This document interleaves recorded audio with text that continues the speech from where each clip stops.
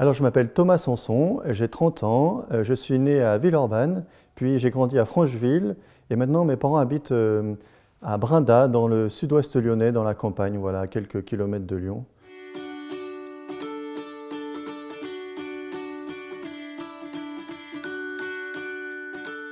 Alors, pour moi, fondamentalement, le prêtre, en fait, c'est celui qui donne Dieu aux hommes et qui donne les hommes à Dieu. Ouais, dans cet aller-retour. Voilà. Et donc, pour moi, c'est très important d'être ça, ouais, au milieu des gens. Et comment on donne Dieu aux hommes, comment on donne les hommes à Dieu? Et bien, tout simplement en priant pour eux, en priant pour les gens pour qui on est envoyé, en célébrant les sacrements, en accompagnant les personnes qui sollicitent notre aide, qui sonnent à la porte de la paroisse, etc., etc. Ça prend plein de formes différentes. Mais je crois que ça, c'est la mission fondamentale et première. En fait, ça a toujours été cette mission-là, celle du prêtre. Mais encore plus aujourd'hui où le monde parfois perd un peu ses repères et les gens aujourd'hui ont besoin d'une certaine stabilité et je crois qu'elle peut la trouver dans la figure de l'Église, auprès des prêtres, etc.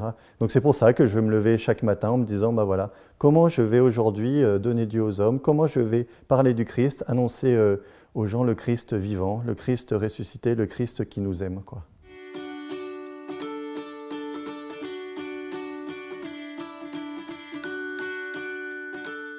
Alors pour moi, la rencontre avec le Christ s'est faite progressivement, depuis ma naissance, puisque je suis issu d'une famille chrétienne catholique, pratiquante. J'ai des oncles et tantes qui sont déjà consacrés. Donc c'était pas quelque chose, le Christ n'était pas quelqu'un d'inconnu pour moi. Voilà, et puis donc j'ai un peu grandi dans la foi avec le catéchisme et tout ça. Donc voilà, le Christ n'était pas un inconnu. Puis après, il a fallu quand même passer d'une foi d'enfant reçue à une foi d'adulte où on a envie de l'extérioriser, de la donner aux autres. Que cette foi-là est aussi une foi qui nous fait vivre.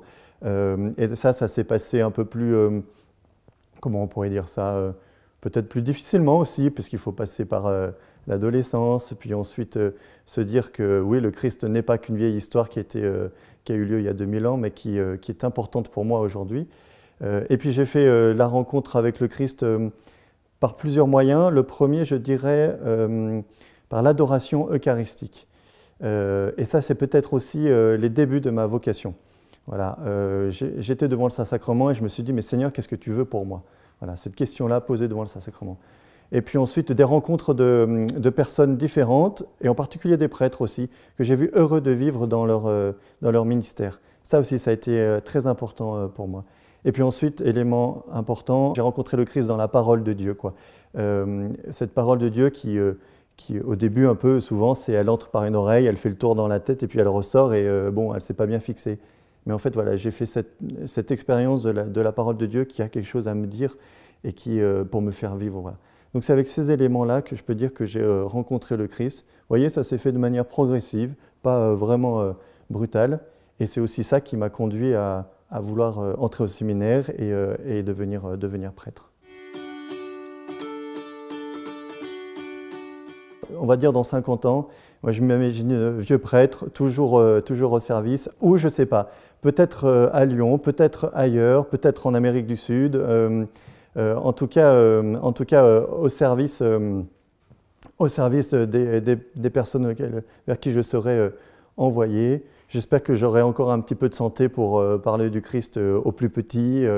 Voilà, mais où je serai, je ne sais pas. De toute façon, c'est l'Esprit qui nous envoie par la voie VOX de nos supérieurs, des évêques de l'Église, quoi. Donc c'est vrai que c'est un peu difficile de répondre à cette question. Alors, mon super pouvoir, il ne faut pas dire au futur, je vais le dire au présent. Quel est mon super pouvoir? Et en fait, je sais chanter le Seigneur prend pitié en quechua. Ouais, parce que quechua, ce n'est pas seulement une marque de sport, mais c'est une langue aussi d'un peuple au Pérou. Alors je vais vous l'interpréter si vous voulez bien. Hapu tai tai ku, puya kuya waikum, Jesucristo, que spirici waikum, Jesucristo, que spirici waikum. Et puis je vous donne la traduction. Enfin surtout, Hapu tai tai, ça veut dire Seigneur des montagnes. Donc voilà, vous savez, avec les Quechua qui qui vouaient un culte aux montagnes, aux hauteurs, c'était pour eux des dieux. Donc très important, le Seigneur, le Dieu, Dieu, notre Dieu, est le Seigneur des montagnes. Voilà, prends pitié.